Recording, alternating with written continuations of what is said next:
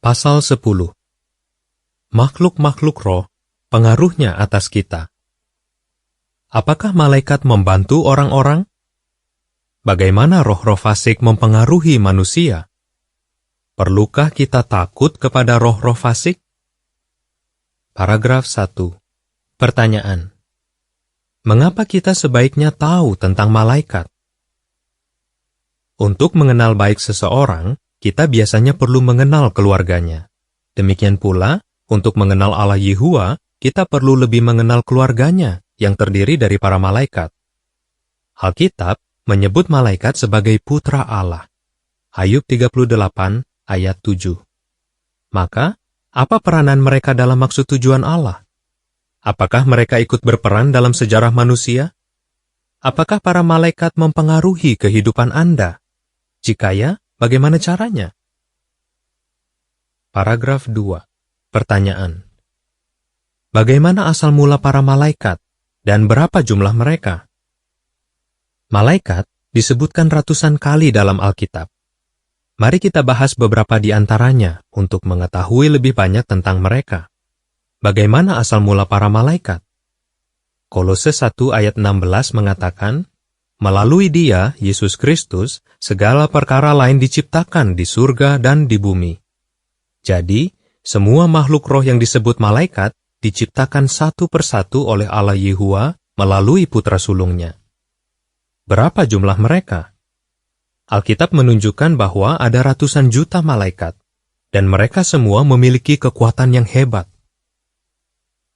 Catatan kaki mengatakan, mengenai malaikat-malaikat yang adil benar, penyingkapan atau Wahyu 5 ayat 11 mengatakan, jumlah mereka berlaksa-laksa, atau menurut catatan kaki Alkitab referensi, 10.000 kali puluhan ribu. Jadi, Alkitab memang menunjukkan bahwa ada ratusan juta malaikat yang diciptakan. Akhir catatan kaki. Paragraf 3. Pertanyaan. Apa yang dikatakan Ayub 38 ayat 4-7 tentang para malaikat? Firman Allah, Alkitab, memberitahu kita bahwa ketika bumi mulai diciptakan, semua putra Allah mulai bersorak menyatakan pujian. Ayub 38 ayat 4-7. Jadi, para malaikat sudah ada lama sebelum manusia diciptakan, bahkan sebelum bumi diciptakan. Ayat-ayat itu juga menunjukkan bahwa para malaikat mempunyai perasaan, karena dikatakan bahwa mereka bersorak bersama-sama dengan gembira. Perhatikan bahwa semua putra Allah bergembira bersama-sama. Pada waktu itu, semua malaikat adalah anggota sebuah keluarga yang bersatu padu melayani Allah Yehuwa. Dukungan dan perlindungan dari para malaikat. Paragraf 4. Pertanyaan. Apa yang dikatakan Alkitab yang menunjukkan bahwa para malaikat yang setia berminat pada kegiatan manusia? Sejak mereka menyaksikan penciptaan manusia pertama, makhluk-makhluk roh yang setia sangat berminat kepada keluarga manusia yang semakin besar dan kepada pelaksanaan maksud tujuan Allah. Tetapi, seraya waktu berlalu, para malaikat mengamati bahwa kebanyakan keluarga manusia tidak lagi melayani pencipta mereka yang pengasih. Hal ini tentu menyedihkan hati para malaikat yang setia. Sebaliknya, apabila satu orang saja kembali kepada Yehuwa, sukacita ada di antara malaikat-malaikat. Lukas 15 ayat 10. Para malaikat sangat memperhatikan kesejahteraan orang-orang yang melayani Allah.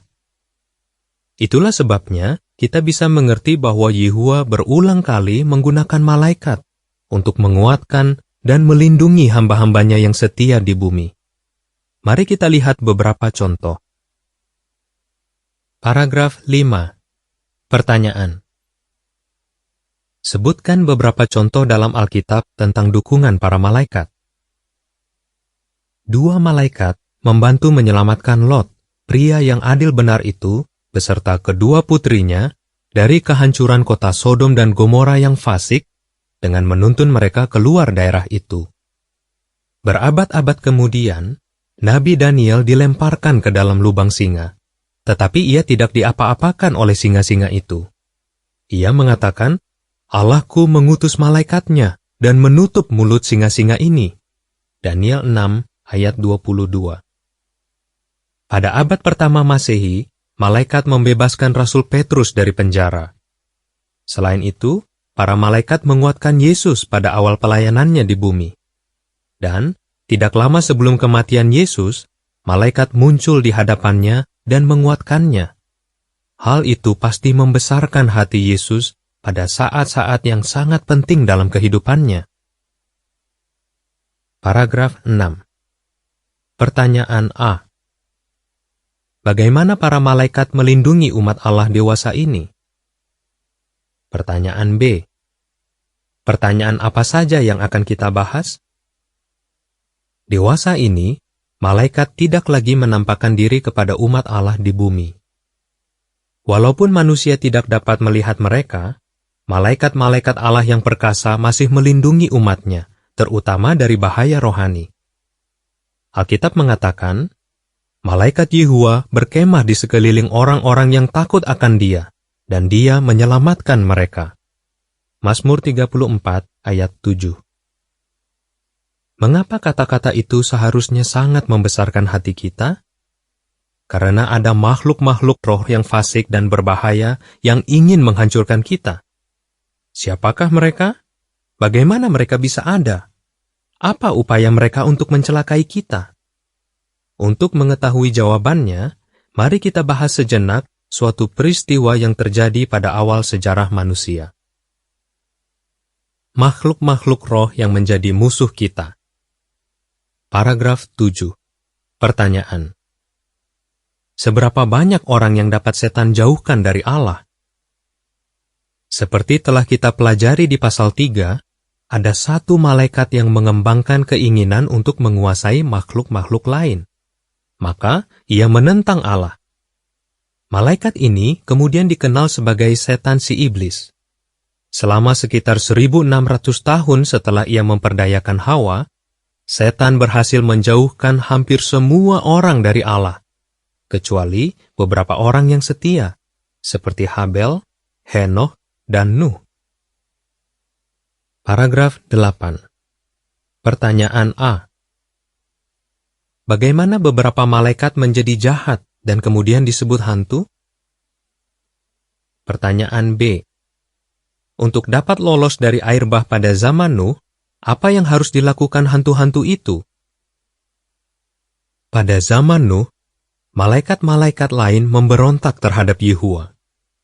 Mereka meninggalkan keluarga Allah di surga, turun ke bumi, dan mengenakan tubuh jasmani. Untuk apa? Kita membaca di Kejadian 6 ayat 2, putra-putra dari Allah yang benar mulai memperhatikan bahwa anak-anak perempuan manusia itu elok parasnya. Lalu mereka mengambil istri-istri, yaitu semua yang mereka pilih.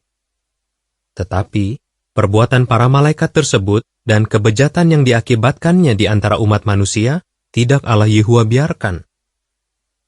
Ia membuat seluruh bumi dibanjiri dengan air bah yang melenyapkan semua orang fasik dan hanya menyelamatkan hamba-hambanya yang setia.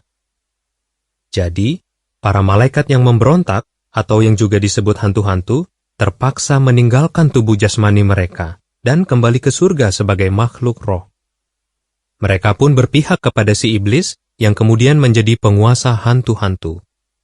Matius 9 ayat 34. Paragraf 9. Pertanyaan A. Apa yang terjadi dengan hantu-hantu sewaktu mereka kembali ke surga? Pertanyaan B. Apa yang akan kita bahas berkenaan dengan hantu-hantu? Sewaktu para malaikat yang tidak taat kembali ke surga, mereka tidak diterima lagi sebagai anggota keluarga Allah. Seperti halnya penguasa mereka, setan.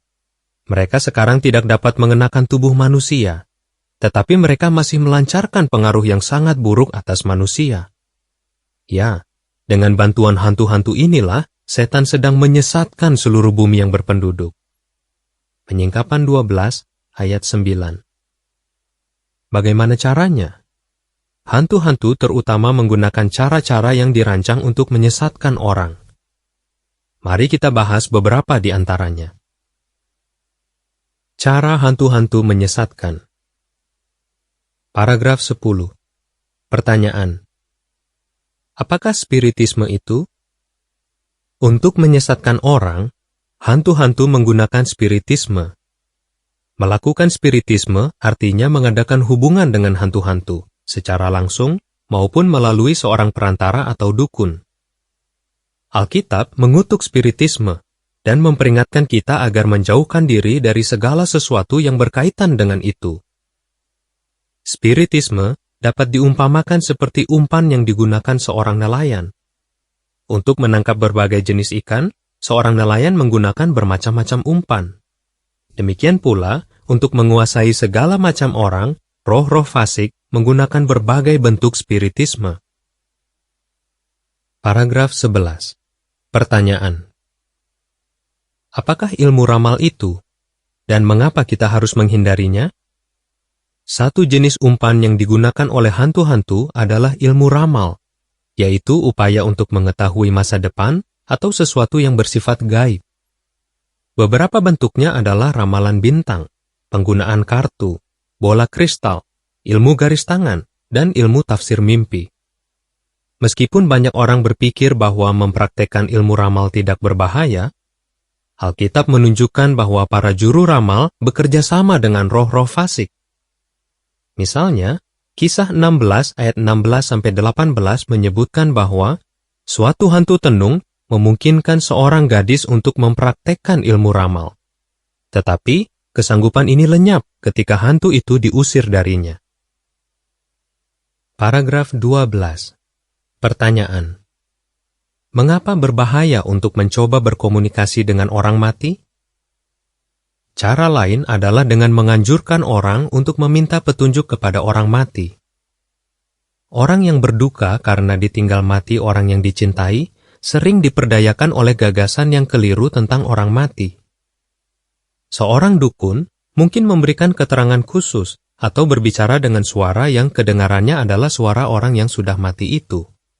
Akibatnya, banyak orang yakin bahwa orang mati sebenarnya masih hidup, dan bahwa dengan menghubungi orang mati itu, mereka akan lebih sanggup menanggung duka cita mereka. Tetapi, penghiburan itu sebenarnya suatu dusta dan juga berbahaya. Mengapa? Karena hantu-hantu dapat meniru suara seseorang yang sudah mati dan memberikan keterangan tentang orang mati itu kepada dukun perantara. Selain itu, sebagaimana kita pelajari di pasal 6, pada waktu seseorang mati, ia tidak ada lagi. Jadi, orang yang bertanya kepada orang mati telah disesatkan oleh roh-roh fasik dan bertindak bertentangan dengan kehendak Allah. Ulangan 18 ayat 10 dan 11.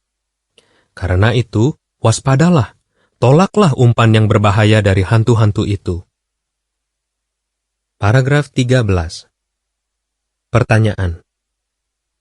Apa yang dapat dilakukan oleh banyak orang yang sebelumnya dicengkram oleh rasa takut kepada hantu-hantu? Roh-roh fasik tidak hanya menyesatkan, tetapi juga menakut-nakuti orang. Sekarang, setan dan hantu-hantunya tahu bahwa waktunya tinggal sedikit saja sebelum mereka dinonaktifkan. Dan mereka kini lebih ganas daripada yang sudah-sudah. Penyingkapan 12, ayat 12 dan 17. Meskipun begitu, ribuan orang yang pernah dicengkram rasa takut kepada roh-roh fasik, sekarang dapat membebaskan diri mereka dari rasa takut itu. Bagaimana caranya? Apa yang dapat dilakukan seseorang jika ia sudah terlanjur terlibat dengan spiritisme? Cara melawan roh-roh fasik. Paragraf 14. Pertanyaan. Seperti orang Kristen abad pertama di Efesus, bagaimana kita dapat memutuskan hubungan dengan roh-roh fasik? Alkitab memberitahu kita caranya melawan dan memutuskan hubungan dengan roh-roh fasik. Perhatikan contoh orang-orang Kristen pada abad pertama di kota Efesus. Sebelum menjadi orang Kristen, ada di antara mereka yang melakukan spiritisme. Ketika mereka memutuskan untuk meninggalkan spiritisme, apa yang mereka lakukan? Alkitab mengatakan, cukup banyak dari antara mereka yang mempraktekkan ilmu gaib mengumpulkan buku-buku mereka dan membakarnya habis di hadapan semua orang. Kisah 19 ayat 19. Dengan menghancurkan buku-buku ilmu gaib mereka, orang-orang yang baru menjadi Kristen itu memberikan teladan bagi mereka yang ingin melawan roh-roh fasik pada zaman sekarang. Orang yang ingin melayani Yehuwa harus membuang segala sesuatu yang berhubungan dengan spiritisme, antara lain buku, majalah, film, poster, dan rekaman musik yang menganjurkan dan membuat spiritisme tampak menarik serta mengasyikkan. Jimat atau benda-benda lain yang dikenakan untuk perlindungan terhadap apa yang jahat juga harus dibuang. Paragraf 15. Pertanyaan. Untuk melawan kumpulan roh yang fasik, apa yang perlu kita lakukan? Beberapa tahun setelah orang Kristen di Efesus menghancurkan buku-buku ilmu gaib mereka, Rasul Paulus masih merasa perlu untuk menulis kepada mereka bahwa pergulatan kita melawan kumpulan roh yang fasik. Efesus 6 ayat 12. Hantu-hantu belum menyerah. Mereka masih mencoba menguasai orang-orang. Maka, apalagi yang perlu dilakukan orang-orang Kristen itu? Di atas segala hal, kata Paulus, ambillah perisai besar iman, yang dengannya kamu akan sanggup memadamkan semua senjata lempar yang berapi dari si fasik, setan. Efesus 6 ayat 16. Semakin kuat perisai iman kita, semakin kuat kemampuan kita untuk melawan kumpulan roh yang fasik.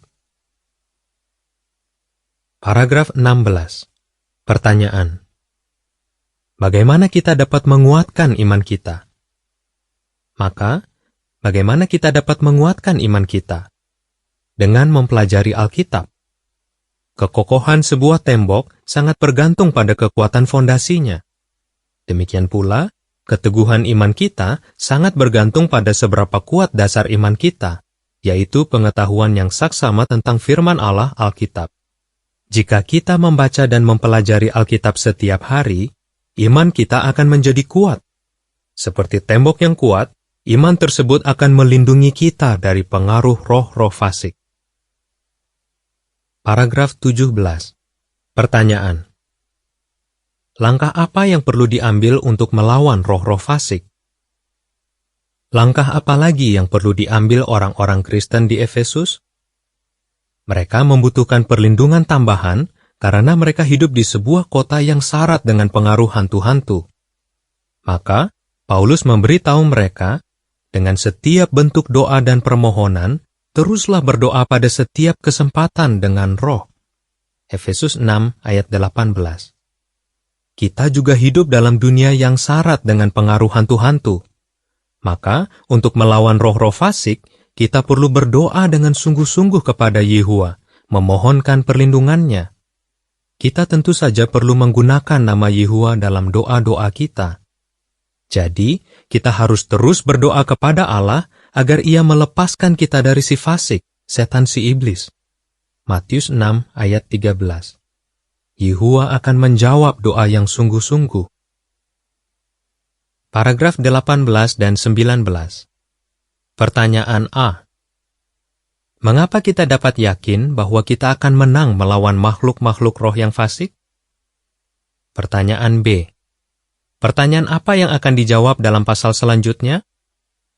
Roh-roh fasik sungguh berbahaya, tetapi kita tidak perlu takut kepada mereka jika kita melawan iblis dan mendekat kepada Allah dengan melakukan kehendak-Nya. Kekuatan mereka terbatas. Pada zaman Nuh, mereka dihukum, dan di masa depan mereka akan mendapat penghakiman terakhir. Selain itu, ingatlah bahwa kita dilindungi oleh para malaikat Yehuwa yang kuat. Malaikat-malaikat itu ingin sekali kita berhasil melawan roh-roh fasik. Para malaikat yang adil benar seolah-olah menyoraki kita agar tidak menyerah. Karena itu, mari kita tetap dekat dengan Yehuwa dan keluarganya yang terdiri dari makhluk-makhluk roh yang setia. Kita sepatutnya juga menghindari segala macam bentuk spiritisme dan selalu menerapkan nasihat firman Allah. Dengan demikian, kita dapat yakin bahwa kita akan menang melawan makhluk-makhluk roh yang fasik. Tetapi, mengapa Allah selama ini membiarkan roh-roh jahat dan kefasikan yang menyebabkan begitu banyak penderitaan? Pertanyaan itu akan dijawab dalam pasal selanjutnya. Apa yang Alkitab ajarkan? Para malaikat yang setia menolong orang-orang yang melayani Yehua. Ibrani 1 ayat 7 dan 14. Setan dan hantu-hantunya menyesatkan dan menjauhkan orang dari Allah. Penyingkapan 12 ayat 9. Jika Anda melakukan kehendak Allah dan melawan si iblis, setan akan lari dari Anda. Yakobus 4 ayat 7 dan 8.